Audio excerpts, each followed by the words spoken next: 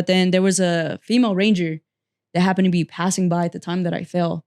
Luckily, she was there because if not, my cousin would have had to leave and drive to go get cell signal, call for help. So she was passing by and my cousin didn't hear her drive up or walk up until he heard a voice say, "Is that person okay?" And it took her 30 minutes to find how she can hike down to me. And she called it into other rangers. They showed up, put me on this backboard. Next thing you know, there's a CHP helicopter hovering over me. They dropped down this like sling. I call it red body bag. Sounds horrible, but no, you're good. It sounds horrible, but they put me in that. And then the aircraft starts to go higher. And I had to remain hanging like that from the aircraft until we're able to get out of the canyon, land in a grassy area where they can then safely put me inside.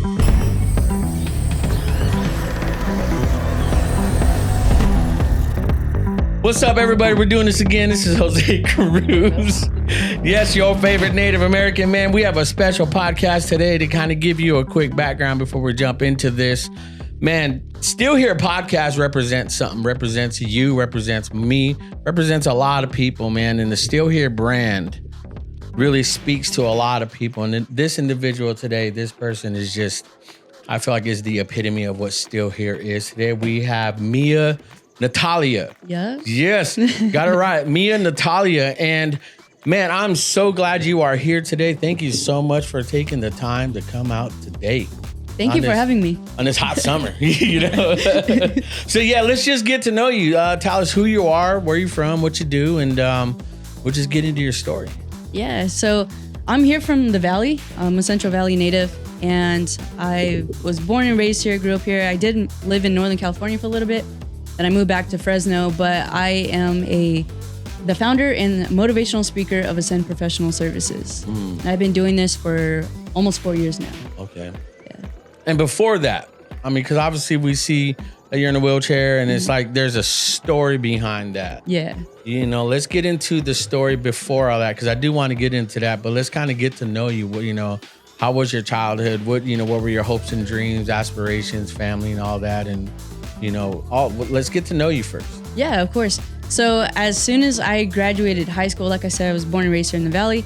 As soon as I graduated high school, I had this crazy idea, this dream that I wanted to become a firefighter, EMT. So I got my EMT at Fresno City College, and an opportunity opened up. Within a week later, I was going to my parents, telling them that I was moving 5 hours away from home to Northern California. And I moved to Butte County, went through this fire academy and got on a fire crew. And I did that for 2 years. It wasn't like a seasonal position, it was year round. So responding to fires, medical calls, traffic collisions, everything in between. You know, some things I may have not wanted to see, but I loved every minute of it. And it fit my personality too. It was something that I truly loved doing. Not only did I get to help people, but I got to help the community and love the adrenaline. But after 2 years, that's when I started to miss my family and I wanted to get on with the fire department here. So I moved back to Fresno in 2017, and I'm going through this other fire academy with Fresno City College. And if I pass this, then I can apply with any fire department. But my goal was Fresno Fire. I wanted to work for city. Yeah. So I'm going through this academy and I'm doing very well. And I was at the top of my class academically and physically, and I was helping other cadets get there too. I was on a very good path. And my cousin had been asking me to go hiking in Sequoia, but I kept pushing it off. Yeah. Because come the weekend time, I really didn't want to do much, just rest or maybe catch up on some homework. So I kept pushing it off until Labor Day weekend, September 2nd, 2017. That's when I decided to take him up on his offer. But that morning, I remember waking up just feeling super off. Like I got that gut feeling like, don't go. But I didn't want to lag on him. Yeah. So I still went, and we were supposed to go hike at Morro Rock. But before continuing up the road, we pulled to this rest area, use the restrooms, and my cousin was familiar with the area, asked if I want to go check out the swimming hole that he knew was nearby. But that required walking alongside traffic that was coming around the bend super fast. And I was not about to get hit by a car. Yeah, no doubt. Yeah, so I still got a little closer to the edge, trying to avoid traffic. And on the left side of me was this drop-off, steep terrain, this gorgeous river down below. And then you got the right was the traffic. And I go to move a overgrown bush to the side, take a step with my left foot. My cousin was behind me, not in reaching distance. But I ended up missing my footing, rolled my left ankle, and next thing you know, I was watching where I was falling off of. Yeah, and I ended up tumbling 50 feet down this mountainside. I had to get flown out by a CHP helicopter. And the moment I fell, I remember looking up at the clouds and then seeing my legs fly over me. And in this time that I was falling, it felt as if time didn't exist. It just felt like I was falling forever. Didn't know if I was ever going to stop or end up in that river down below. But finally, I stopped abruptly. I was laying on my stomach and my upper body in this bush full of thorns. And I'm trying to control my breathing. I was trying to stay awake. I was already drifting in and out of consciousness. And my cousin was still up top yelling down to me, like, Mia, stay awake. Mia, I'm going to get you help. And eventually his voice just became muffled. So I'm trying to stay awake, but my first thought is, how can I crawl out of here? So I'm trying to, push up on my forearms, figure out how I can bear crawl out of here. But anytime I would push on my forearms, this wave of pain just flooded my body. Couldn't move. And my second thought was, where are my legs? Although I had all this first responder, firefighting, EMT training, it didn't even occur to me what had just happened. Like, I never would have thought the tables would turn, that I would be the one that needed saving.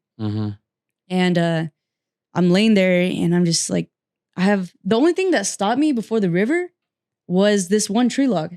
There was no other tree logs in sight except for this one that happened to be in my path and stopped me before the water. Had that not been there, I probably would have ended up in that water. Wow. Not able to swim because I ended up breaking my back. I have a spinal cord injury. Man. Yeah, partially paralyzed. And I was laying there and I had the tree log on the right side of my body, but I was able to bring my left hand and feel for my legs. And with my hand, I can feel them, but with my legs, I couldn't feel anything. And it's a hot summer day. I'm in shorts and I can't feel my legs rubbing against the dirt or rock or even thorns. So it didn't make sense. But then there was a female ranger that happened to be passing by at the time that I fell. Luckily, she was there because if not, my cousin would have had to leave and drive to go get cell signal, call for help. So she was passing by and my cousin didn't hear her drive up or walk up until he heard a voice say, is that person okay? And it took her 30 minutes to find how she can hike down to me. And she called it into other rangers. They showed up, put me on this backboard. Next thing you know, there's a CHP helicopter hovering over me. They dropped down this sling. I call it red body bag. Sounds horrible, but no, you're good. It sounds horrible, but they put me in that. And then the aircraft starts to go higher. And I had to remain hanging like that from the aircraft until we're able to get out of the canyon, land in a grassy area where they can then safely put me inside. I can't imagine that.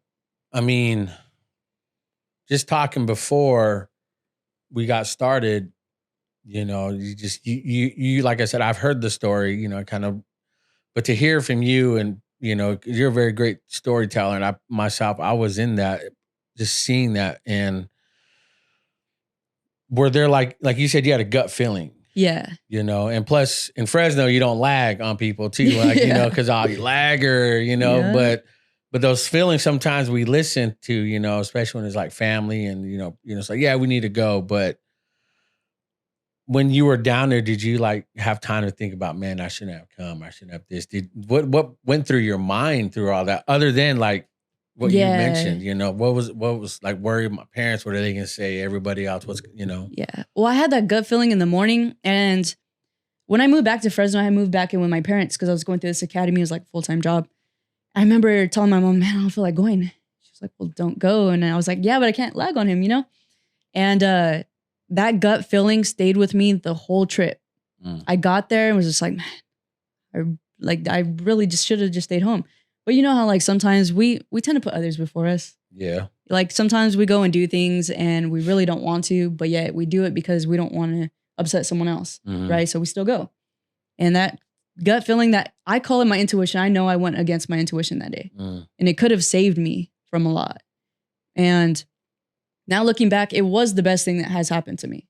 As crazy as it seems, I know it was an accident that completely changed my life, but it put me exactly where I needed to be and the person that I needed to be. And had I not gone through this, I wouldn't be this person today. So I'm very grateful for that experience, but I still went against my intuition. And now it's when I do get that gut feeling, I can't ignore it now. Yeah, you run with, you make sure you stick with it. Dang. I mean, hearing that, you know, what happened after that now? Like when they took you, they put you on a stretcher and they took you to the hospital.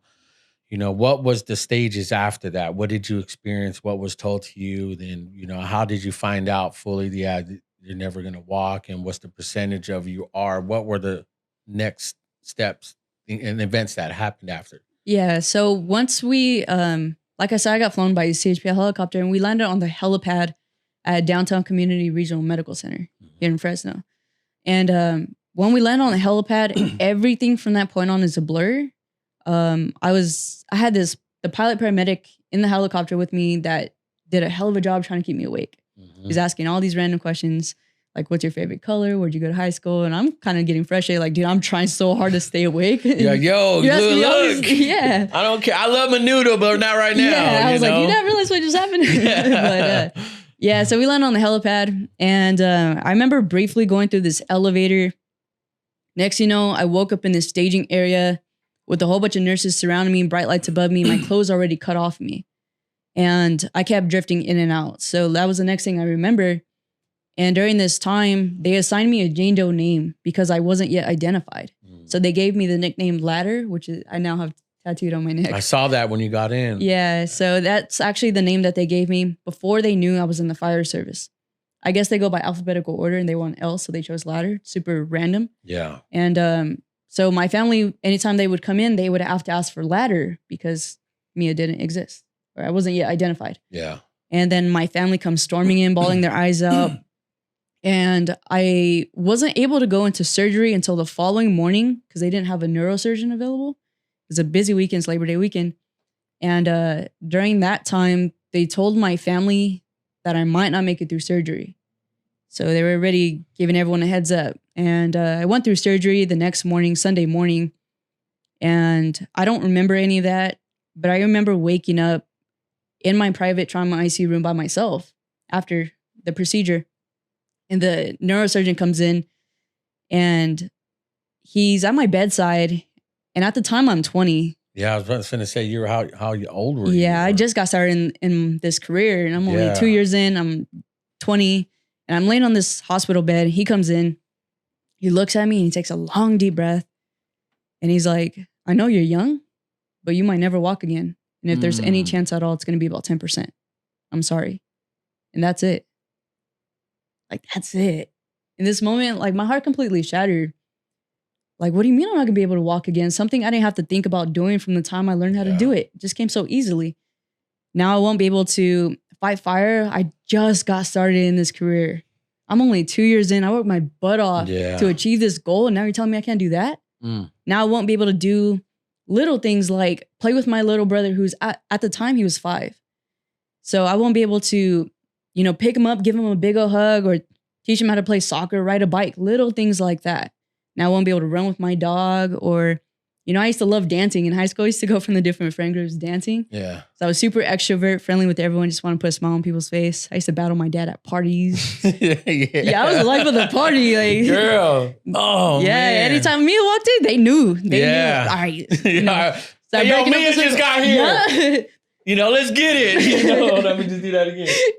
Yeah. You know, let's turn up, you know? Yeah. But like, I mean, I don't know, it trips me out because I don't want to get into my story, man. By no means, it's not as, I can't complain, you know? But the thing is like, you know, like, hey, Mia's life of the party, she can get it. She likes, you know, when the doctor told you that stopped all that. Completely stripped me of my identity and who I knew myself to be. It was like, that's who I am. What do you mean I'm not gonna be able to do all these things? Like, I've always been outdoorsy, adventurous, always going hiking, you know, just adrenaline junkie, always wanting to be spontaneous. And now he's telling me I can't do something as simple as walk. Like, that just stripped me of my identity. I don't know who I am. I don't know what I'm supposed to do. Now I'm so focused on the past because I used to be able to walk. Now I'm going to mourn that, right? I'm going to be going through this grieving period of who I was. Yeah. And now the future is stressing me out because what am I supposed to do with my life? I worked my butt off to get here. Now I can't do that. I have no idea what I'm going to do. Now I have this financial burden and it was just like overwhelming all at once.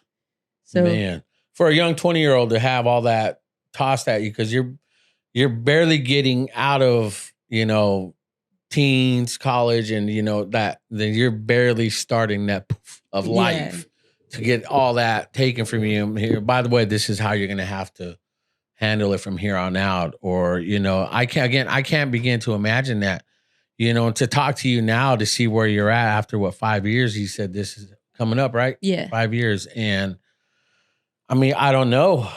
I mean, I can only reflect because I got sick, long story short, I lost like 80-90% of my muscle mass. I lost like 60 pounds with COVID. I was so weak and frail. I couldn't walk from my living room to my bedroom, vice versa. I couldn't get up just to go to the restroom because we're so used to, like you said, just something that we don't think about, I have that experience to know that I can't just, all right, I'll be right back. I did that once, the buddy of mine here, and I just collapsed. It's like my whole body's like, no, you're not. That's how weak I was. But to hear your story, it's humbling, man, because I can't imagine it. I'm really at a loss for words right now to know, but to see your attitude, just your spirit alone, that's so uplifting, even when we were talking before. And I mean, it's crazy to hear that. So obviously you weren't like that in those beginning times. Yeah. Now, after you've heard that news, then the recovery starts, sent home. What was that journey like the first year? That journey was tough. The first year was hell. That's the only way to explain it. I did spend 28 days in the hospital, but when I was released, it was because of insurance. Insurance is all right. You passed the basic checklist of things you needed to be able to do before you can go home. So I wasn't ready. I wasn't prepared. So when I got home, I was hurting in every way possible. Physically, emotionally, mentally, spiritually. Not only did I have all this nerve and muscular pain, but now I'm depressed. Like I'm hitting rock bottom. I don't know who I am. I don't know what I'm going to do. And all of this just kicked in all at once. And it stayed like that for a whole year. So my 1 year anniversary of my accident, so September 2nd, 2018, I lost my will to live. I couldn't do it anymore. I tried for a whole year. I tried. I kept pushing. My mom was my main caregiver at the time. I was trying to be independent. And it was tough. I was beating myself up, kept digging myself in this deeper and deeper hole until my 1 year anniversary, where I intentionally overdosed on some opioids. And I knew I messed up because I didn't want to end my life. It was just, I wanted the pain to go away. I wanted to stop hurting. And so when I did that, I realized it was a little bit too late. All those pills are starting to kick in. I feel like I'm suffocating. And I go and text my mom, I love you. She knew immediately. She knew immediately. So she rushed in my room. And my dad rushed me to ER. He threw me in the passenger seat, put my wheelchair in the back. On the way there, he's hitting me, Mia, stay awake, Mia, open your eyes, Mia. And he just kept saying that, trying to keep me awake. And then we got to ER. And the lady looks at me dead in the eyes and was like, hon, you are so young. You have so much more life to live. They put me on this gurney. They rolled me in the back and they hooked me to all these IVs, administer activated charcoal. So releasing all those pills I just swallowed. And when I'm laying there, one of the nurses came up and was like, hey, where do you work? Because she has to fill out this questionnaire, right? And I didn't want to tell her because 9 months after the time I was released from the hospital, I got hired at Fresno Fire Investigations Unit. So I was working there. I just started. And I don't want them to call chief up and say, hey, this kid you just hired is mentally unstable. So I didn't want to tell her, oh, I'm working at the fire department. Yeah. And that was like that epiphany moment where something just clicks as I'm laying there. I'm just thinking, what the hell? What am I doing? The way that I'm living isn't living at all. I'm barely existing. And I knew that if they were going to release me, if I passed these mental evaluations to go home, I had to do something different. And I think we always have a choice. Come on. Of where we want to go We can continue down this path that we're currently operating on, this comfort zone. What we know, we get stuck in patterns all the time. We get stuck in these habits, depression, no matter what it is. These are all patterns. We get stuck in this, so we can continue down this path, or we can choose to go opposite. But this moment when I had that epiphany, I knew I can't continue down this road, or I'm going to end up dead. I'm not going to be breathing if I do this again. Yeah. So I don't know how many chances I got at life, but I'm on my last one. Wow. I can't continue doing this. Man, that's insane. I can't, again, I'm at a loss for words. I can't. I mean, you hear that, you know, the Bible says that, you know, God doesn't give you, you know, stuff that you can't handle. And it's like, well, look, man, you think I can handle this? We don't know until we're in it, you know, and then, you know, you know, because as a father, as parents, you know, it'd be very difficult. It'd be near impossible to see one of my daughters go through this, and driving them because the opioid overdose. And it's like, I'm trying to be a dad. I'm trying to, you know, still be a sane citizen driving. But it's like, I can't imagine that. And from there, like you said, that was the turning point, or something clicked. What happened after that when you were cleared up, cleaned up, sent home? What changed? What started you on that new path? It was definitely the change of perspective. From the time I was laying on that gurney and I went home and I knew that I can't keep doing this. That was it was a change of perspective that really I had to find within myself, because although I had this accident, now I'm in depression, all these things going on, no one could help me but me. Like, no matter how much my parents, my family, my close friends, they can try to reach for me and pull me out of that dark place, but it's not going to happen unless I can pull myself out of that dark place. So it was up to me to find joy in that dark place. And when I had that change of perspective, it was like, all right, now it's lighting that fire within me. And although I might have noticed it at the time, that was exactly what I needed to kickstart what was to come. And although I didn't know what the future holds, the future remains unknown sometimes, and that can be scary. Yeah. But it's that I'm going to take the action in this present moment that's going to affect that future. So when I get to the future, I'm going to be experiencing the present moment again. Y'all don't know what you just heard.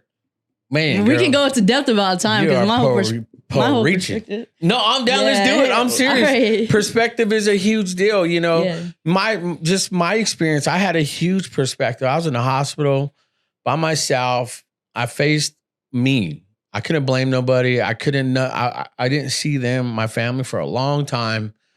And I had a huge perspective. God brought me down to nothing, because I thought I was something. Business was doing good, making good money, making good relationships, and nothing. Yeah. You know, and all I can go back to was my faith. I can go back to what was familiar. Man, God, you promised me this. You've physically told somebody that my life was going to be this. You either start following through or you're not God. And man, once he brought me down to nothing, stripped me down, that's when I started realizing, God, I'm nothing without you. It's not religion. It's not a church. It's not a building. It's not a denomination. It's nothing. It's you.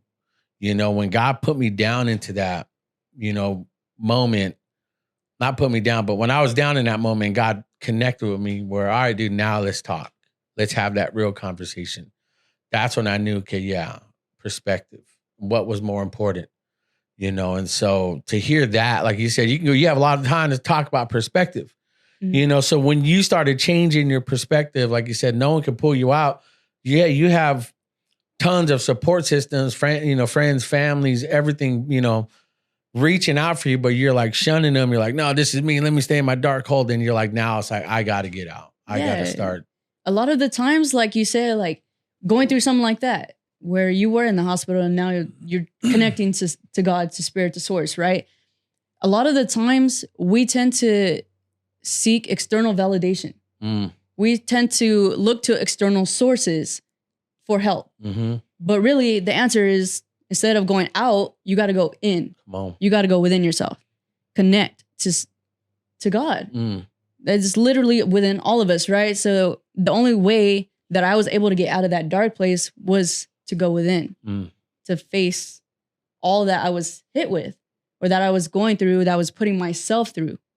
I had to go within and figure the root of it all, face it instead of trying to avoid it and keep running. And, you know, I'm always going to be unhappy if I'm running from it. Yeah. So now I got to go through this, face all the emotions, see it for what it is, allow it to pass through in order to continue going forward. Mm-hmm. So that was the hardest thing. But again, like I realized not only the perspective, but the concept of time played a big part. Yep. Because if we're stuck in the past, we're either going to be depressed, we're going to feel some type of way. But if you think about it, the past is the former now. It's a memory trace of something that already happened. Mm-hmm.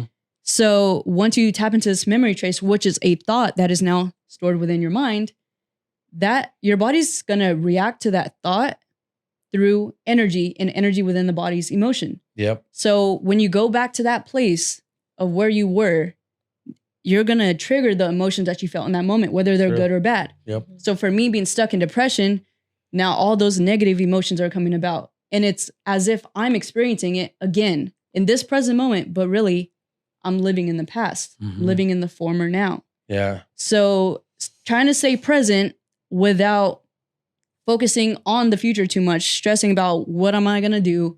Where am I going to go? This future is unknown. I don't know where I'm going to be a year from now. Yeah. If I even make it a year from now, right? Mm-hmm. But the future is a projection of the mind because it's the future now. Yep. So if I can come back to the present, right? If I can come back to this very moment, everything in this moment, my actions, my beliefs, my thoughts is going to create that future.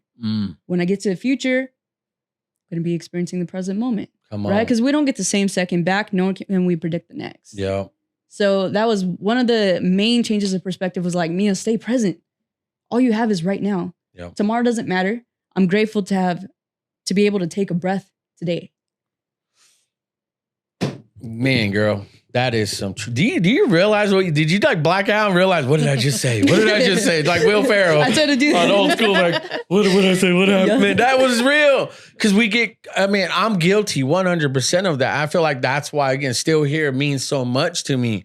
Because there are so many times I put myself in situations that I grew up that were, traumatic for me. And it's like I find myself living the past in the future and bringing that past into now, and everyone and everything around me is affected by that. A lot of times we don't know that we do that, and I've done that. And to hear that, and I think that's what needed to change in my life, because I was so hooked onto the past that it made me who I was.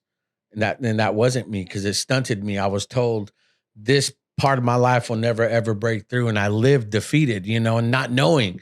So I lived this world of trying to prove people wrong. And man, until I hit rock bottom where your shoes don't matter, your money, your bank account, your life, your business, nothing matters to you. It's like when everything's stripped away, who are you? When you find out, man, I'm nothing without you, God. I'm here because of you. And so I feel like that's what was my turning point. And like you said too, so many times we live like, where am I going to be in the future? I can't be like this forever. So we put this preconceived notion or this future on us that we're not even there yet. Yeah. Like I'm a type of dude that prepares for arguments that may or may not happen. I'm that guy, so when it happens, I'm ready. Yeah. But it's like you're living in it's paranoia, it's fear, it's like the approach of things. And I'm shocked right now. I really am. Because to hear your story and just, you're a beast. Thank you. You are. Man, I'm about to get emotional, because to me, this is why I love doing this. Because to hear your story makes me believe, man, God, you're so real.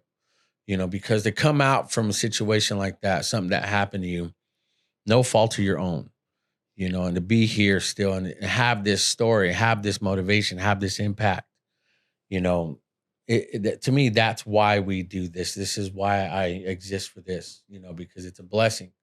I know people that listen and watch and need this, because they're stuck in the past. They're stuck in the future. They're not living now, and it's not so much do you, do me, I'm a do me, boo. It's not that.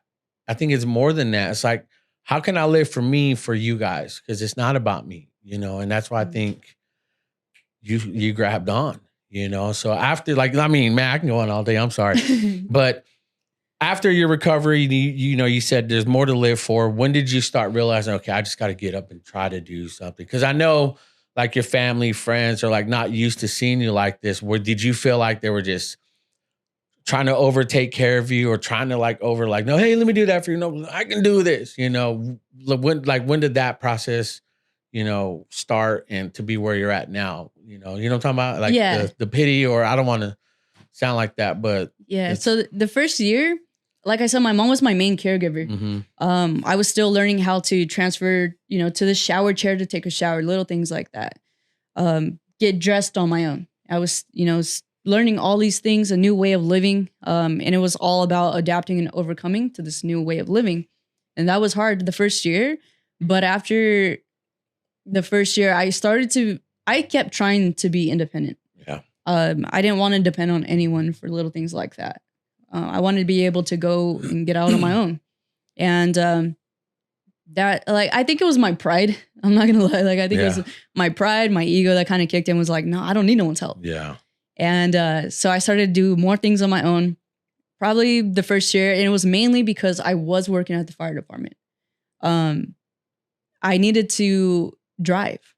I needed to purchase a vehicle that was modified so I can get to work and back and not have to depend on mom to take me. Dad's working. I only got mom. Mom has to watch little brother. Yeah. So it was like, I gotta figure out how to do this on my own. So I'm over here YouTubing, like, how do I get started on this? And I'm looking everything up. And so it was like the driving was the next big thing. I got to get a truck. I got to get hand controls so I can drive without the use of my legs.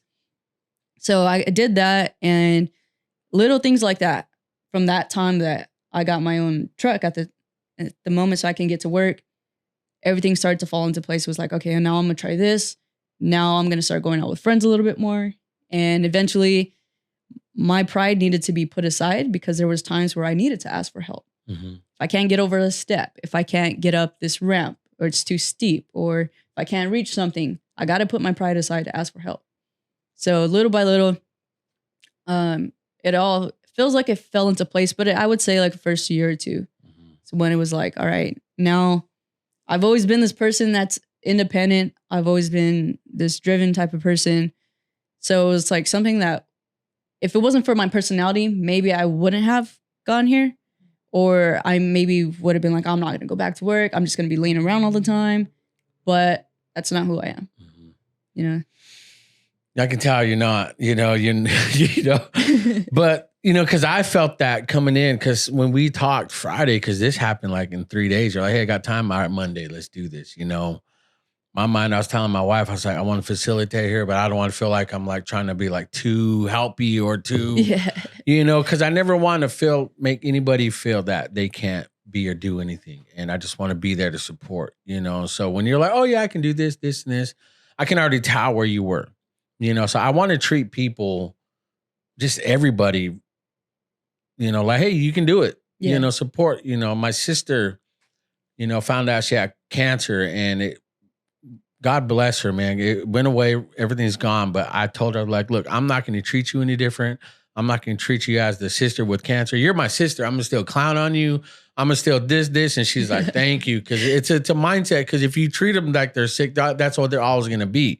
You know, and so I never want to do that. And I want to treat them like they're no different, you know. And so did you experience a lot of that, though? Like friends and people are just kind of too overly nice or too overly... Yeah, and I still do. I mean, there's still strangers that when I'm going grocery shopping and I'm transferring in, I put the groceries in the back. I'll transfer to the driver's seat of my car. And I have people that are always like, oh, you need help. You need to do this. And I appreciate it. I appreciate the help because I know people genuinely do want to help, or they're genuinely curious to see how I do it. But then it's up to me whether or not I'm going to accept the offer or not. And it's cool to always have someone there to ask. So whether it be strangers, whether it be friends, family, or even people that have seen me do something before and they're just like, hey, do you need help? I appreciate that. You know, I'm grateful for that. But I'm never going to be like, oh no, like they're asking too much, or they're, you know, get away from me kind of thing. So I do appreciate it. And it allows me to, express my needs. Yeah. If I need help, then now I can bring it up like, hey, I have a ramp that I can bring to get up some steps. Yo, you let me in, know, I'll do it. Yeah. Yeah. So I think it's just about communicating.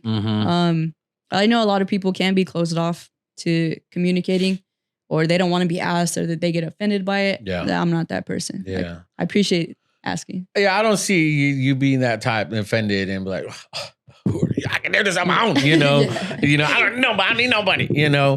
But now, I mean, you started driving, because I want to get to the process to where you start your business, your company, and when did you know and realize that this is what I want to do, be motivational speaker, impact, the community, business, entrepreneurship, all that. Yeah. What led up to that? So I was working at the fire department at the time, and I had a friend that's a burn nurse, and I was getting asked to speak at all these different events to share my life story, about my accident. And it was starting to get overwhelming because I got a full-time job. And she was like, hey, you can get paid to speak? I was like, what? To talk? I was like, what you mean I could get paid to talk? Yeah. I do that. I talk to my friends like more than I would talk at the you owe me $100. Yeah. So I was like, that sounds crazy. And I went home, I looked it up. I was like, man, I can get paid to do this. And I remember, the best way to explain it is as if I had this calling. Come on. I had this calling that was like, you need to do more with this. You need to speak. You need to use your voice. And I remember telling my parents that I was going to leave the fire department. They looked at me like, what? They kind of gave me, they didn't say anything bad, but they kind of gave me that look like, you sure you want to leave a job with good benefits? Like, you sure you don't want to stay in this industry? And I just knew I had that, again, it was the intuition, was like, I'm being called to this. Why am I going to ignore it? And although I was terrified because if I go to entrepreneurship, although I'm already kind of doing this as a side hustle, if I go all in, where am I going to fall back on? What if this doesn't work out, right? All those what ifs come into play. And it's like, how am I going to make this happen? So I took the risk. And it was scary, but I realized that as long as I know my why, as long as I know my purpose behind what it is I'm trying to do, why I want to do it, everything else is going to fall into play. Although I didn't know how. I didn't know how this was going to happen, how I was going to build a business around this. I didn't know what to do. I don't have any degree. I didn't finish fire technology for the fire service, but I also don't have no degree in business. And so I don't know how to run a business. All of this was all new to me. It was all figuring out as I go. And how old are you at this time? I was, this was probably back in February 2020, a month before a pandemic hit. I decided to leave before we knew a pandemic was going to hit. So that's when I decided to go all in. So I left the fire department a month before the pandemic hit. I was ready to go all in this business. Pandemic hits. All the events that I was scheduled for were canceled. I had to refund all of them. Figure out how I can go online. And I started partnering with different organizations and doing virtual events, getting really involved in community. And at first it was providing a lot of free content, helping people on specific topics. And I was able to eventually start charging for little things and make it through the pandemic. But that's when things started to kick up again. Now I was getting more events. Now I got, people hitting me up all the time. And so it kind of picked momentum up from there. But it was like, as long as I stay focused on that why, I want to help people. I know I have the ability to extract all these lessons and experiences that I've personally gone through with starting a business, my accident, going through life in general. These little things that I've been learning, I know I can share this, help people fast track. So that was my main goal, was like, if I don't do this, I'd be doing a disservice. If I was not doing what I'm doing right now, I would be doing a disservice. Well, explain that. Talk about that. What do you mean by that, though? There is so much that I feel like I'm a student to life. I'm a student to this life. Everyone around me, every person that I meet, everything, every encounter, every interaction, every experience is my teacher. So the more that I learn, why not share that? why not help others get there too? And it's like my story. We all have a story, right? Yep. No, even though like my story is my story. I went through this accident. You have a story too. You were in the hospital, right? Every single person has a story.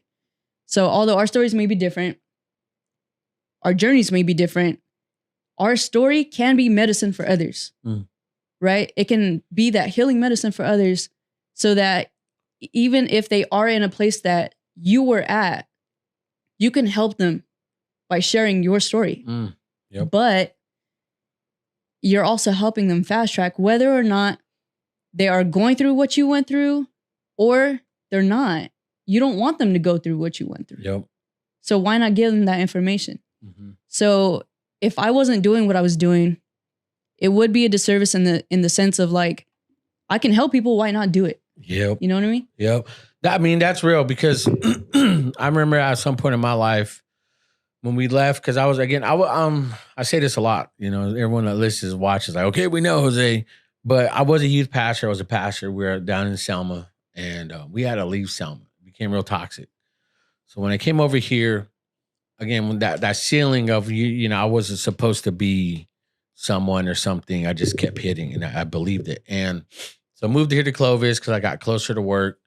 I realized everything that I finally went through, that breaking point where I actually broke through that barrier. There you go. That's the word. Shout out wifey. She's here. What's up? I am horrible. But it's no, okay. No. So, but again, when I broke through that barrier, I started realizing my purpose. I started realizing, you know, I'm more than just being a pastor on a stage with a microphone, creating an event, you know, because it's more than just a building. So, old buddy of mine asked me to be on his podcast, and I did it. And I thought it was pretty cool. I was like, man, I'm actually talking about this stuff, you know, and then I eventually joined. We moved, got this house, and started working on this production. I got sick. And after I started to realize that's when perspective changed. I actually can start doing more, you know, because the first pod we were talking about, same thing, you know, experiences, what's going on. But I just felt like it was fake because I felt like, again, I thought I was at a place where I wasn't. And then when I was down and out sick, last November when we started shooting pilot episodes for this, taking 20 minutes just to walk from my living room here, I knew I had to start talking about something. And like you said, I felt like I'd be doing a disservice because there are a lot of people, you know, especially in the church world, you know, that pastors, leaders, and youth directors are like getting burned, getting screwed over by these pastors, and it's business.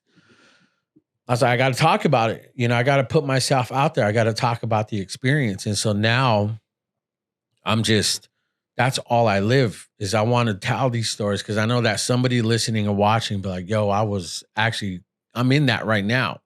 You know, so they'll hit me up and like, dude, what'd you do? You know, I was like, well, watch this podcast. You know, if you want to talk about it, jump on, you know, because again, it's in a life experience. One thing I have a huge problem with, and I'll always say this, especially on social media, man, social media is so fake. You know, all these motivational speakers, all these people, I don't want to knock people for doing that, but it's like, you're saying the same thing he said. You're just flipping it to you. You know, when I hear your story, it's like, no, this is legit. This is real because I can feel it. I can see it. I can put myself in it. And it's something I feel like at my lowest moment, I thought about doing things. And to see you but just to see you every day grow from it, I 100% agree and relate that I'd be doing a disservice if I don't talk about it. Yeah. You know, so now you're at that point where I'm starting to talk about it. I'm doing it. I'm going in, you know, going to build my website, put myself out there more because people are calling me, texting me, you need to tell your story. Where are you at now with all that? I'm at the point where I'm trying to scale the business. So I'm thinking the bigger picture, and I don't ever want to limit myself as to what I can do. I don't want to just limit myself to just speaking at events. So I'm doing masterminds online. I'm going to different businesses, partnering with business executives, trying to make those genuine, deep connections, see how I can see where they're at, their goals and needs, and help them get to the next level. So that's my main goal, is taking the average person and turning them into an impact-driven leader. Yeah, that's what I'm saying. Let's get to that because I love that story. I was looking at your website And talk about that. What sparked that, turn the average person to an impact-driven leader? Where'd you get that? Yeah, so there was like I said, with my past experiences, I wish there would have been someone that could have reached out and been like, hey, I know what you're going through, right? But it feels like a very lonely journey, whether it's depression, whether it's entrepreneurship, life in general. It's a very lonely journey. Mm-hmm. So I was trying to think from an outside perspective, if someone was to come in front of me, reach me where I'm at, in the experiences that I'm currently dealing with, how can they help me get to the next level? So the main thing that really like hit me was that I want to take absolutely anyone where they're at in their personal journey, whether it's business, life, career, relationships. I want to take them where they're at, meet them there, get involved with who they are, their personal journey, to see how I can help them. Because if I'm just taking someone that's just, they're already making 100K a year and they got everything going. Now they just need to scale the business to make 200K, right? That's great and all. But then I'm limiting myself to just that bracket. Yeah. What about the average person that's not yet making 100K? I'm not going to help them. So I want to make sure that I can take absolutely anyone, regardless of where they're at and their story and their journey, and get them to the next level. I want to help as many people as I can in this lifetime. And I'm going to do my all, and I'm going to give my all trying to help people. Wow. Man, that's that's selfless. That's 100% thinking about others, man. Even though you have, I would say in my opinion, you have the right to be selfish. You really do. And it's not because of what happened or your current status. It's just, no, man, there's something that happens here and here that most people can't come back from. And you beat it, and for you to look past you, even after what happened to you and what you overcame, that to me, that's just, honestly, man, I would say that's showing the love of God. I mean, I don't know where you're at spiritually with faith and all that, but from my experience, even at our lowest, we still want to be strong for someone, because like you, I've said this before, I didn't have Jose when I was over in that seat. I hear this Jose, I wish I had every time. Yeah. But if I can be that for somebody now, then I'm good. If that's all I ever do, I'm good. I don't care. I don't care about this show going viral. I don't care about no status. If it connects with somebody and it changes their lives, I don't mind being that, because I do believe God puts us in positions in life to know that. What's that scripture Laura says, when I'm weak, he's strong. It's not, pretty much when we know it's not us. We know, because in my own strength, I can't even do this, but God's strength, his favor, his blessings over us, man, push us to be that strong. And so I don't know. I do believe what you're saying, because even in your current status right now, you're a huge impact. Even now, what you're doing for me, like, you have no idea what this is doing for me. It really is like, who am I to complain about anything, man? And all I want to do is to keep going now. All I want to do is to still, I'm still here, man. I'm not supposed to be. They said I wasn't supposed to be. They said this happened. Your boy's still here. Yeah. And so I love that. I mean, because I looked at your website. I mean, you got a dope website. Motivational speaker, thought leader. You're definitely making me think. You are definitely making me think on, what you're doing, because I looked at your about page. I think it was, is it that one? And one of the things that I realized is, like, when we are transitioning into the spiritual realm, we don't get to take any of this back, any of this with us, right? We don't get to take money. We don't get to take time. None of that matters. All the material things. Yeah. So when you're stripped of all of that, who are you? The only thing that does transcend time and space is love.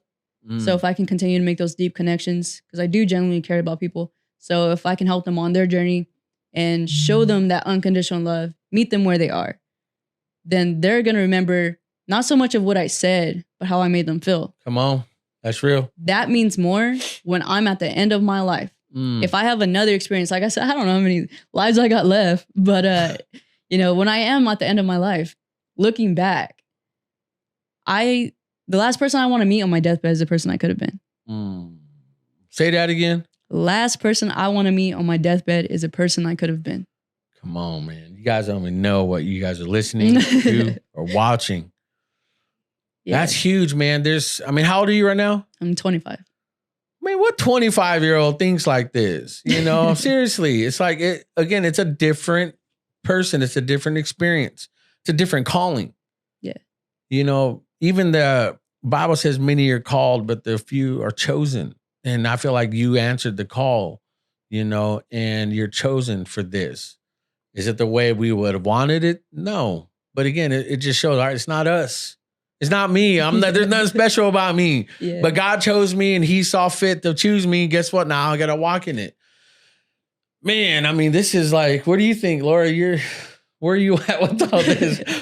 I'm humbled right now. Yeah, God really just... I'm speechless. Like, it just shows you that, there's just so much strength that we have in us. If we have something to live for, we always find that strength. We always overcome it. Or at least we try. And we look back in those moments or like we thought it would never end. Like, when is this going to get better? And then now you look back and like, wow, I made it through that. Mm-hmm. And I've seen that in our marriage, and I've seen it in what he experienced in the hospital. It's like, we thought we were in it forever. It's like, this is going to be, how long is this going to last? So, man, yeah, amazing story. Thank you. Definitely. Now, through all your speaking engagements and stuff, has there anybody that's like really, you've made an impact? Like, you had that one story that just like, okay, that's the reason why I do this. Have you ever? Yeah, actually, that's, man, the best way to explain it is that's probably why I keep going.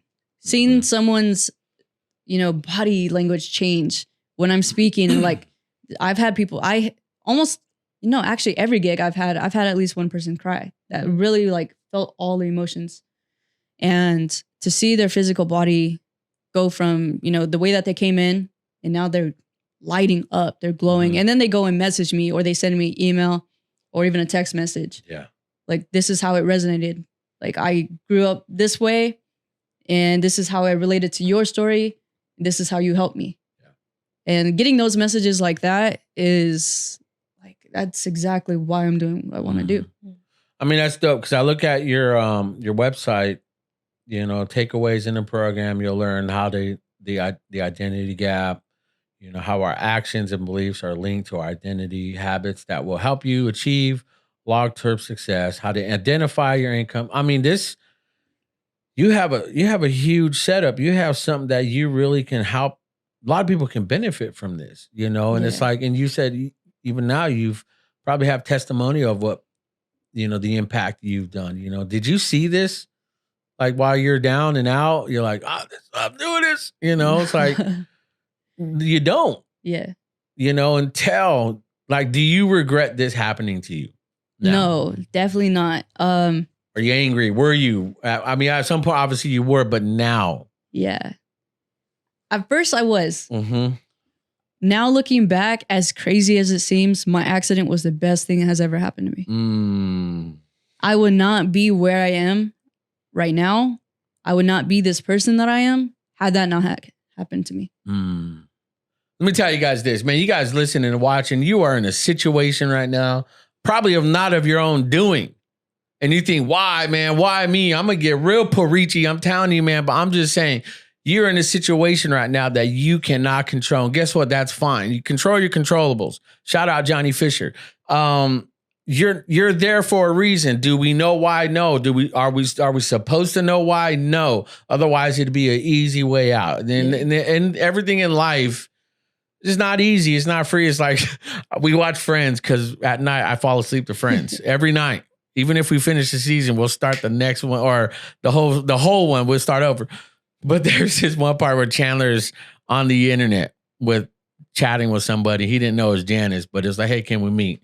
So Ross, Joey, and Chandler are waiting at the coffee shop, and this gorgeous, beautiful girl or woman walks in. He's like, there she is. That's her. That's her. And Ross is like, yeah, because life is that fair. No, it's not. You know, that hit with me. It's so funny. And we think that because we're in this crappy situation, we're getting out of relationship, we lost a job, you know, anything and everything. Family's just out of disarray. And why is this happening? It's not your job to know why. It's not your position to know why. It's what you want to do and who you want, how you want to come out of it. And a lot of you guys, I totally with you that you're like, I don't know why. I don't want to be in this. You know, we do the easy way out, you know, hurt ourselves, take our own lives, make the situation worse. And I don't know, man. Again, you guys are fully capable of overcoming whatever you got that's going on in your life because, you know, that's just how we were made. You know, we were made to be strong and resilient, but we've listened to so many lies. We've seen so many examples of why we shouldn't be strong because we were taught to not be that. The identity gap, who we are. Yeah. You know, I mean, dang, wow. You know, That's definitely why I wanted to talk about identity. That's why my main keynote is on identity, because identity is tied to everything we'll create in this life. Mm-hmm. The person that we are, the business that we have, the amount of success, however you define success, even your income is tied to your identity. If you grow up poor or middle class, you got certain beliefs wrapped around money. Mm-hmm. If you grew up in a wealthy household, you have certain beliefs wrapped around money, right? Yep. All ties back down to identity, which is the root of it all. So if I'm trying to meet everyone where they're at, regardless if they're the average person, whether they're a business executive, whether they're going through relationship issues, right? If I can meet them where they're at and see how they operate, it's going to come back down to your identity. So when I was stripped of my identity, it was like, who do I know myself to be? And I realized that the only reason why some people are successful, tapped into their full potential, their highest self, and others aren't, is because they don't yet identify with the person that they could be. Girl, reaching. You guys don't even know, man. Because it's so true, because I was told in my life, again, I can only talk from experience. I'm never going to ever speak from a position of where, here's an example. No, this is from experience, because I can't stand people like that. It's like, no, man, my identity, man, I was told literally, and I believed it, especially this came from pastors, churches. It's like, they want your ability, your skills just to build their kingdom. But it's like, no, you'll never be this. You'll never be that. You know, you're nothing without this. If you do anything else, you're always going to fail in life. And that's why I was afraid to start this business. And once I figured out my identity and who I was, especially as a believer, you know, who I am in Christ, that alone was just, I can go off on that alone. But when you're empowered by that, knowing that it's not you, it's him, it becomes real. It becomes like, man, your identity. Once you figure out, like, no, I can do this. And again, it's not the cliche of I'm do you, boo boo. I'm gonna do me. You know, no one can tell. I don't need no man. I don't need no relationship. I don't need no woman. You know, it's like, it's not that. It's more than that. Because it actually, I forget the word, but it's more, it's higher than just that, you know. And my identity I was lost. I'm 41 years old. I didn't realize who I was till I was like 36, you know. And it's like I lived defeated because I had no idea who I was because of my experiences with my mom, my family, the abuse, the physical, the mental, the emotional. It's like, I thought that's who I was supposed to be my whole life.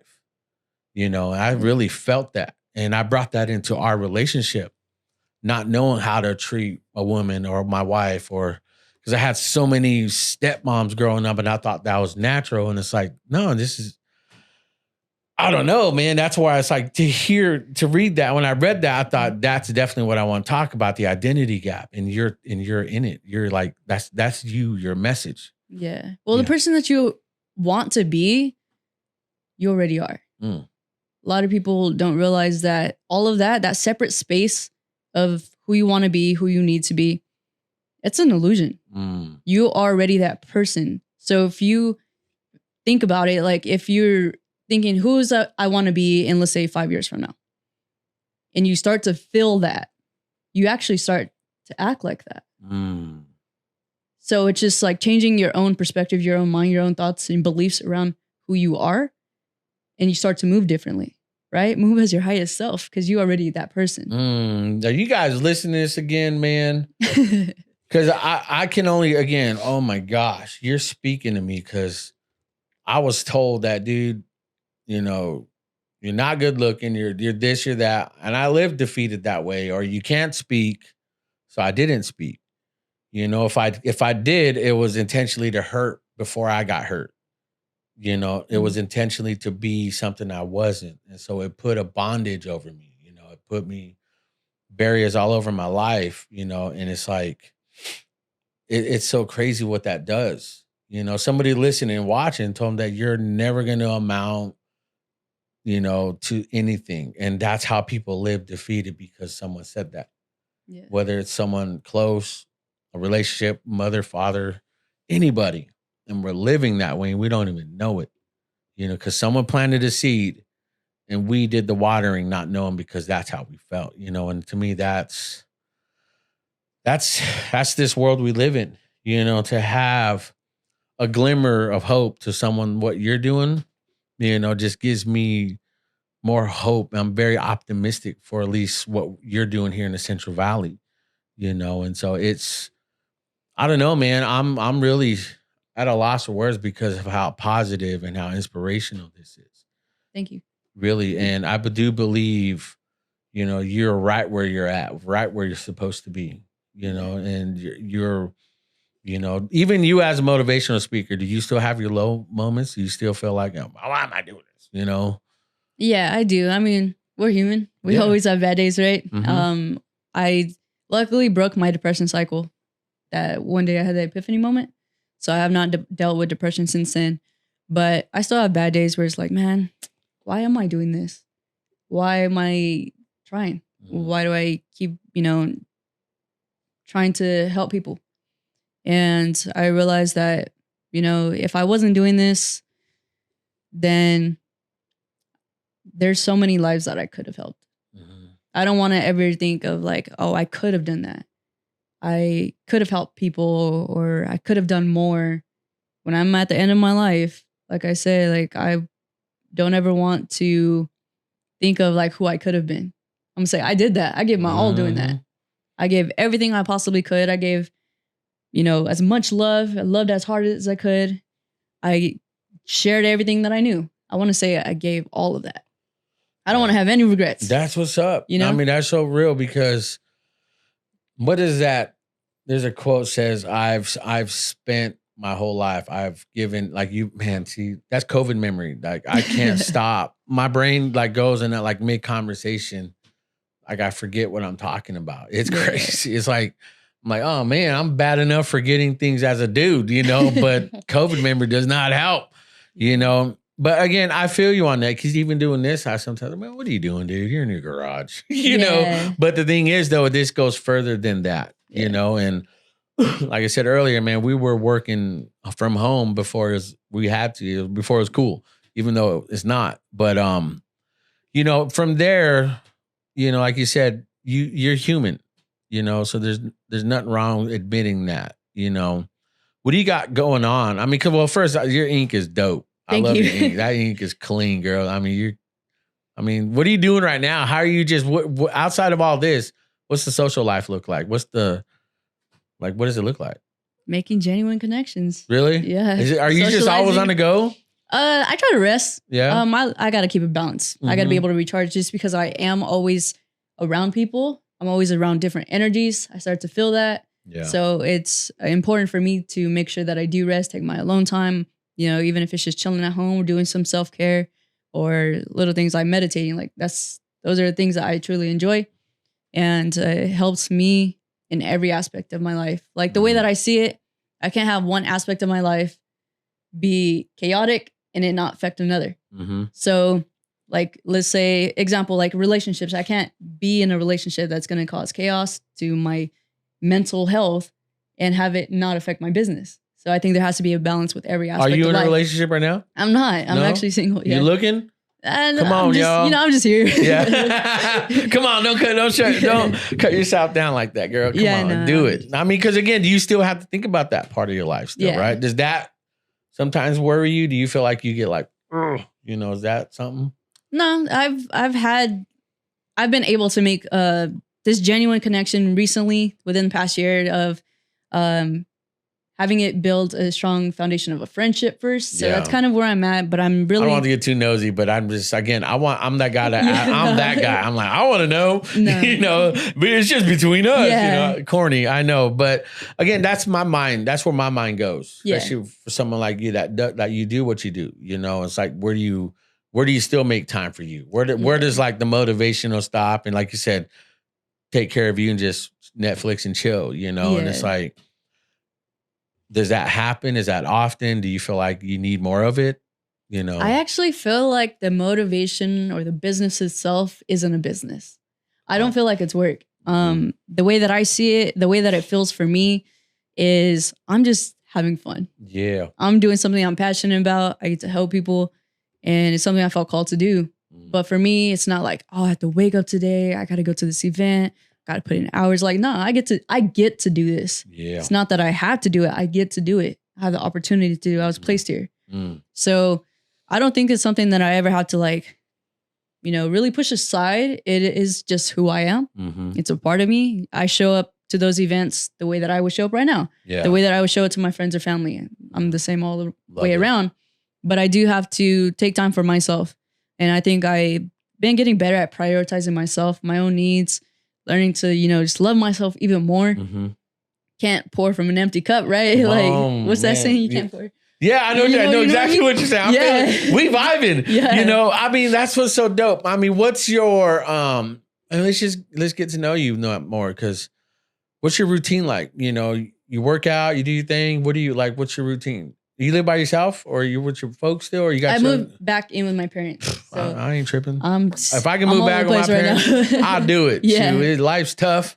We in a recession. I'm going back. You know. I ain't tripping. I never hate on anybody that goes back because I want that. I'm jealous. You know. So no shame in that. But like, what's your routine? What do you got? What do you do? What's your average day look like? So I wake up every morning and I love meditating. It gets me in that clear space. I want to wake up every day and set a good tone for my day. So I make sure that I get up in the mood of expressing gratitude. And in order to clear my mind, I don't ever want to have a chaotic mind or clustered mind, because I need to tap into a flow state when I do work. I need to tap into the full capability of creativity and be able to portray a message when I need to, when I have to go to events. So I think it's super important that I do learn how to clear my mind beforehand. So I always start my day with meditation. I try to read every morning, even if it's just 10, 15 minutes. Or just reading a simple passage, that'll do. So I do that, and then I'll work out. Then I'll get in the shower and get my day started from there. Okay. So, man, I mean, it just seems like a normal day. Yeah. You know, there's no, you know, limits. There's nothing for you that you can't do. So you're good. What's the hope and the vision now? Where do you want to grow from here? So I definitely want to not have it just be me. So I've hired virtual assistants. I have an assistant that can go with me to events, but I want to hire a whole team. So my big vision is to run a company, hire more people.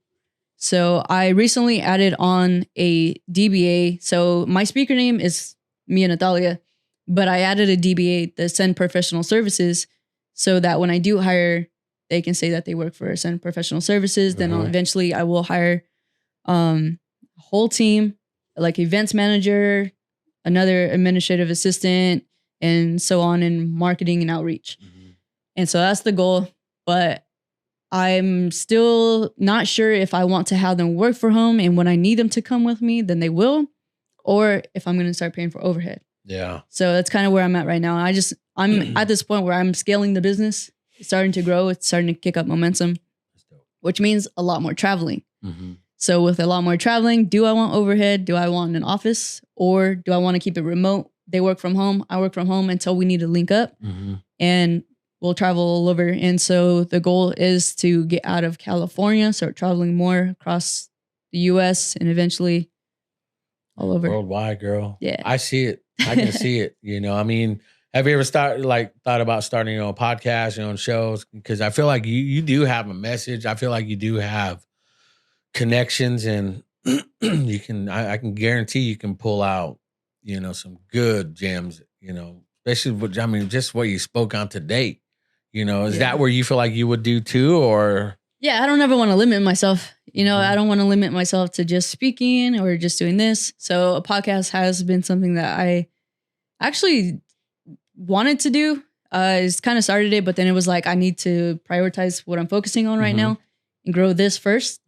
And once I get this going, then I can focus on other things. I don't want to take on too much at once. That's smart. So I'm guilty of that because I have a lot going on, you know, but I get so excited. It's like, oh, let's do it. You know, wife's like, man, calm down, dude. You need to relax, you know.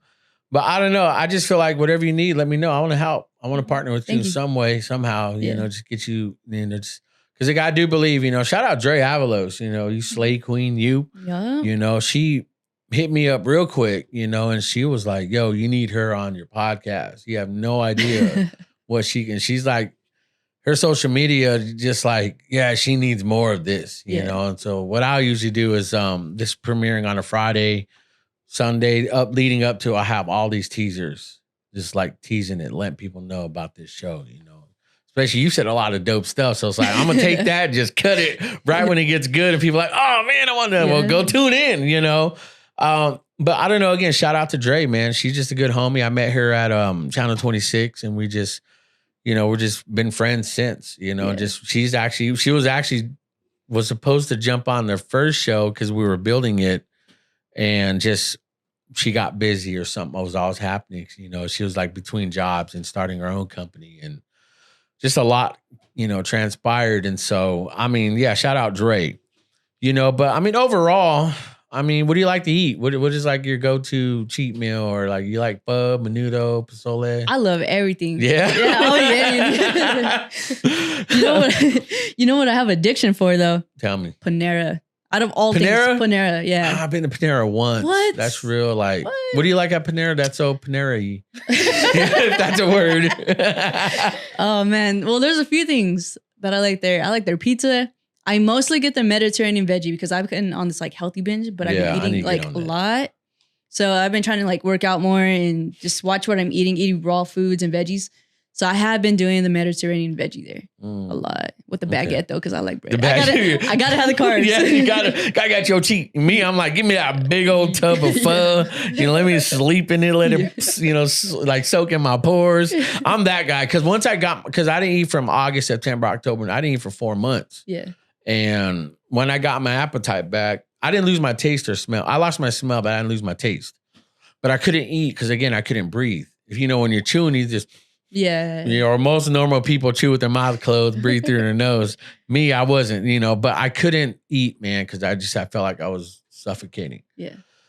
So it was just out of just panic of like, I might die if I eat, you know, I don't want to die eating, you know, I want to die like on a higher mark, you know, he died on his sword, you know, or something like that, not eating a burrito, you know, but I mean, once I got my appetite back, I went in, give me that burrito, give me that big old can of menudo, just give me the greasy stuff. And I mean, I went from like 240 solid because we were working out before, when they opened everything up last April.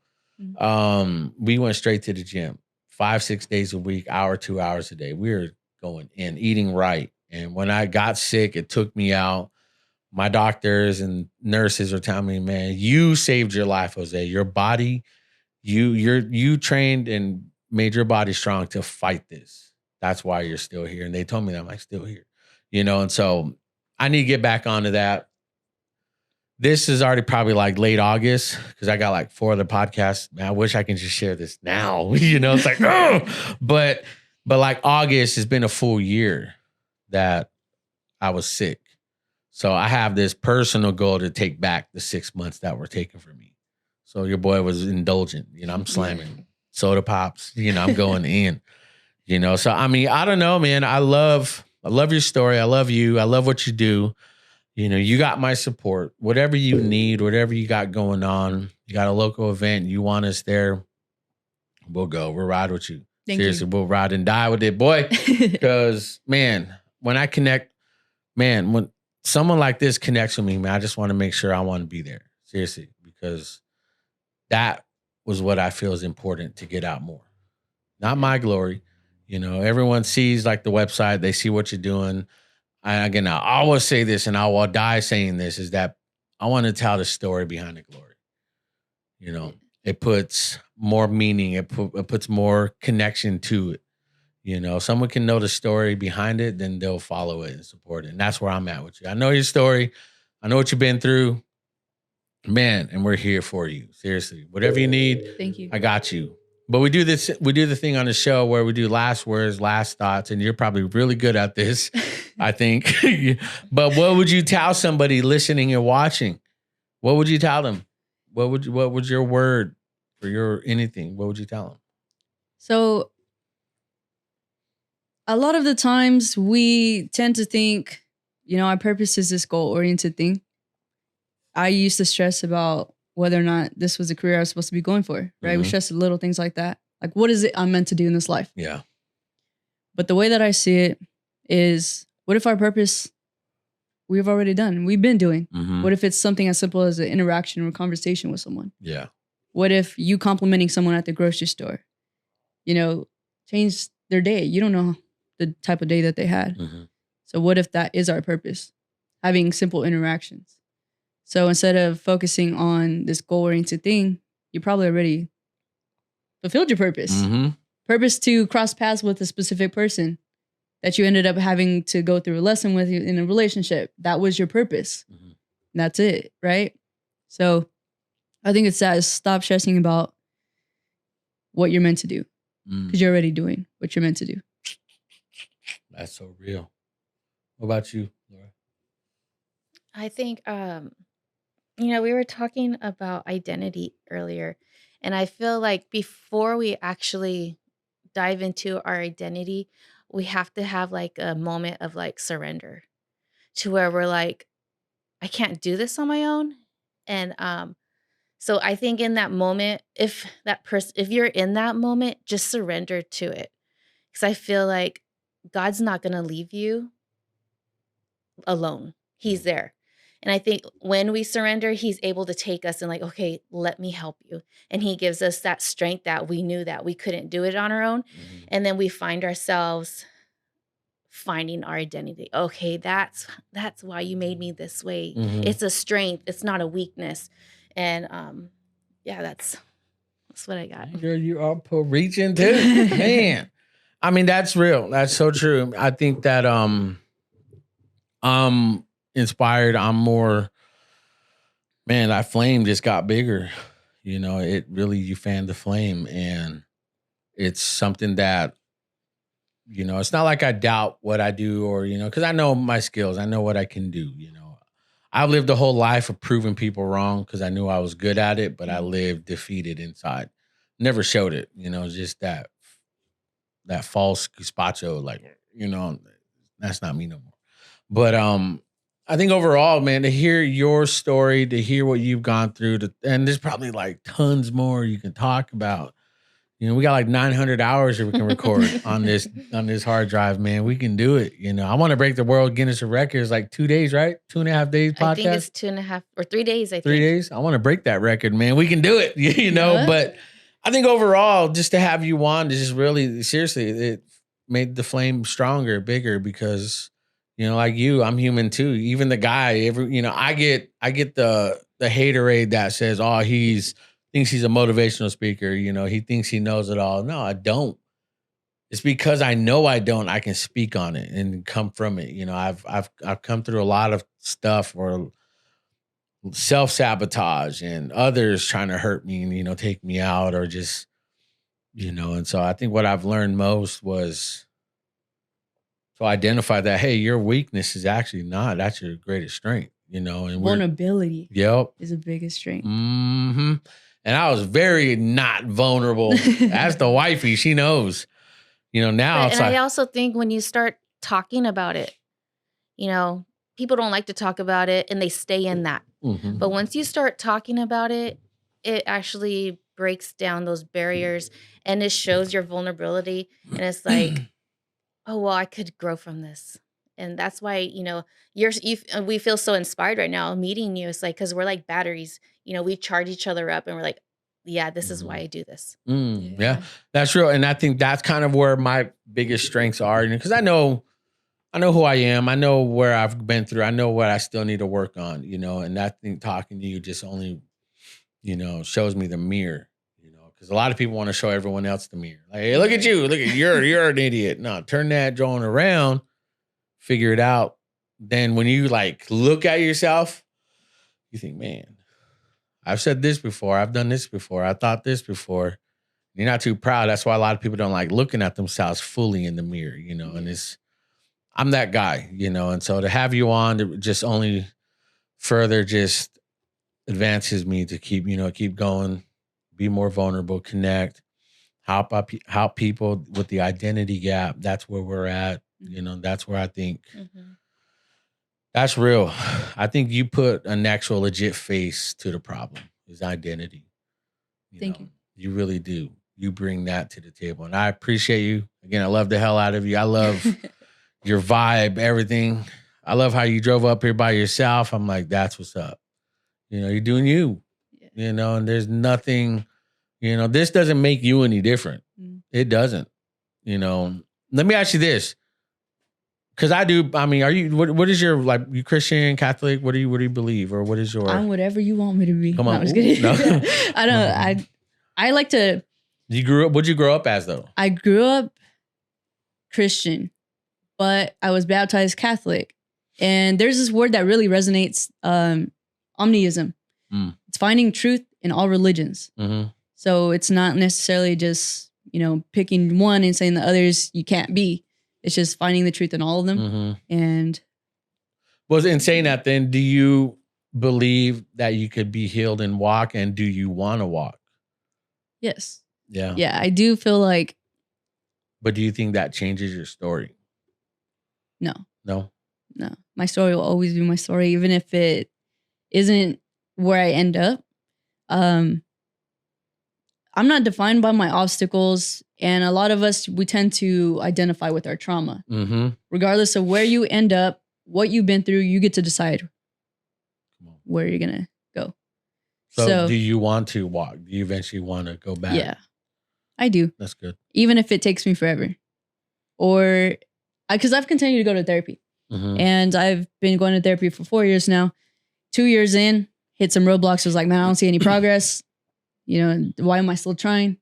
And I kept going, even if I was having bad days that I wanted to give up, but I remained consistent. And then 4 years later, I finally saw results. And it was like out of nowhere. It was like, well, I was told I wouldn't be able to do this. What were the results? So I had my neurosurgeon, you know, tell me in the beginning, the initial stage, that if I have any chance, it's going to be 10%. And then at my 1 year follow-up, we took x-rays, MRIs of my back to see how I was doing. Because I now have 10 titanium screws fused to my spine. And so we had to take x-rays on that. And he was like, pretty much saying that I'm not going to walk with the walker because I would have too much hip instability and my knees would buckle. So I was like, okay, great. I'm not going to be able to walk with the walker. And then I thought about it. I was like, you know what? I'm still going to try. So I kept going to therapy and now I'm able to walk with canes with very little assistance. I still need someone to hold my knees so I can stand up. But once I'm up, I can walk by myself, just having a spotter. So I'll have a gait belt around my chest in case I do fall.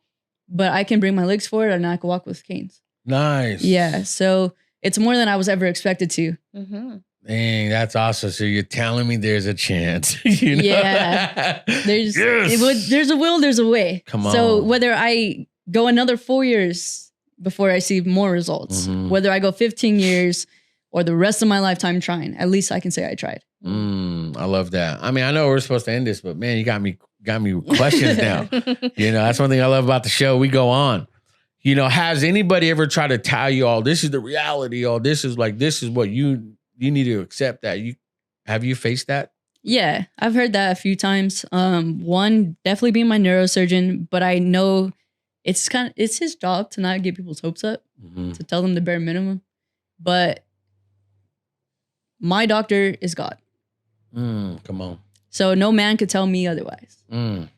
No man, no external source can tell me otherwise. So as long as I know I'm trying, there's endless amount of possibilities of what can happen, of who I can be, of things I can do. So the fact that I'm going to keep going, I'm going to keep trying, I'm going to keep giving my all every single time, whether I'm at therapy and I'm trying to walk, or I'm walking with canes, trying to get to the next level, not needing a spotter, or I'm at home doing my own workouts. I'm not just going to half-ass. Yeah. I'm going to put my all in every aspect. So whether I'm there or I'm at home doing my own workouts, I'm going to give my all, because that's going to contribute to if I do end up walking. Also my own mind too is going to play a part in healing. Yeah. I mean, that's true. I love that, man. Power on there. You said something that took me back, and I think Laura knows. And I think you should tell this story. You probably tell it better, because our oldest daughter's named Kaylani. She's gonna be 17. Or she's already 17 because we're middle of August. But when she was born, she had huge complications: E. coli, spinal meningitis, fever, just messed her brain, fried her brain. She wasn't supposed to live.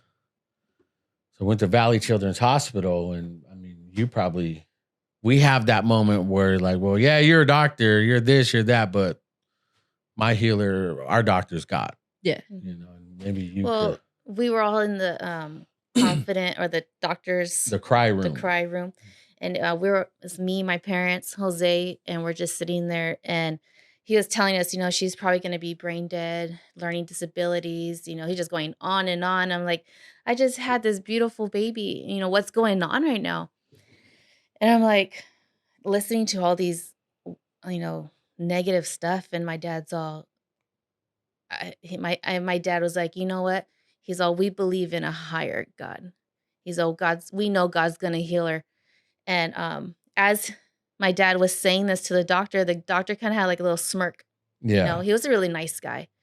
And the nurse knocked on the door. Well, hold on. He said, this was the doctor's, my father-in-law, man, this gets me every time, man. But he was just telling us all this. And Sean was like, stop. He says, no, we're not accepting that. And the doctor said, well, sir, it's impossible to know. It's impossible right now to figure out anything. And my father-in-law said, this is what gets me. He says, no, it's impossible with you, but with God, it's possible. He's like, sir, I'm telling you, it's impossible. No sooner that doctor said, no, it's impossible, the nurses were knocking on the door. We found out what's wrong with her. We're treating her. She's recovering now. And my father-in-law just looked at him. He's like, I told you. Yeah. I'm like, golly, God, you showed up, and that's why I do believe God can, you see her now, very responsible, very, attentive.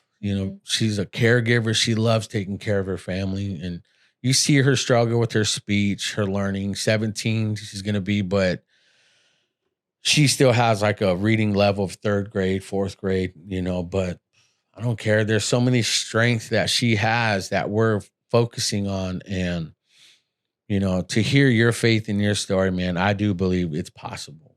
It's possible. What's impossible with man, with God, all things are possible. Yeah. I believe that. And so I believe that for you, your life. I pray blessing over your parents, your family, especially your mom. Man, mothers are on a different level when it comes to taking care. To me, that's shout out moms. You need strong, powerful mothers like that. And I can guarantee you, you're still here because of the nurturing, the loving, who she is, the strength, and for you to fight all this and overcome it is because of the strength that she has. For sure. Man, the fact that you just said that. So my middle name is my mom's first name. My full name is Mia Natalia Gonzalez. Okay. I stopped using Gonzalez because I want to acknowledge my mom. So I made my speaker name Mia Natalia because my mom played that big role. If it wasn't for my mom, not only being my caregiver, but holding me on the nights that I was suicidal, that I was going through depression, that I didn't know how to even help myself, and mom was there. it wasn't for her, Mhm. I don't think I would be here. Mm. It's like a trickle effect. My mom helped me, now I can help others. Now I can continue down this path. Yeah. But if it wasn't for mom, if it wasn't for dad supporting, Yeah. where would I be? Mm-hmm. That's real. Mm-hmm. Again, I want to personally, I know they'll probably be listening, watching this. If you guys gotten this far, I got a shirt for you guys. So I hook you up with some merch too. But seriously, you guys, your parents, what's your dad's name? Manny. Manny and Natalia, you guys are strong individuals. God has given you the strength, the fortitude, the mindset to be there for your daughter. You don't treat her any different. She's your little girl, and there's nothing that has happened or done or you see her any different. And to me, that is a true testament where you're at, why you're still here. I see it, and it's a blessing. So I pray that you guys are blessed. I pray that everything you do, everything where you walk, everything you touch is blessed. I really do. I pray that for you guys. And so shout out to mom and dad. Shout out to your family. Shout out to your business. Where can everybody find you? Your social media, website, maybe slap that out. Put that all out there right now in the Right. internet world. Yeah, website is mianatalia.com and my Instagram is Mia Natalia G. Mm-hmm. So you guys can find me there. Hit me up, send me DM, get involved. We can Yeah. Get on connect. it. Hit her up. Do you do personal life coaching too? Do you do one-on-ones? Yeah, I do Dang, that's one-on-ones. crazy. Yep. That's cool, man. If y'all got some issues, man, no judgment. I guarantee you won't get none. She'll speak to you, tell you what's real. Because, man, if y'all call me, I'm going to tell you straight up. You know, I need to soften up. But no, you guys got it. I'm serious. You got my support, whatever you need, whatever you got going on. We'll plan it out. We're here for you. Yeah, much love. All right, much love. All right, you guys, thanks for watching. Thanks for tuning in. Thank you for the support.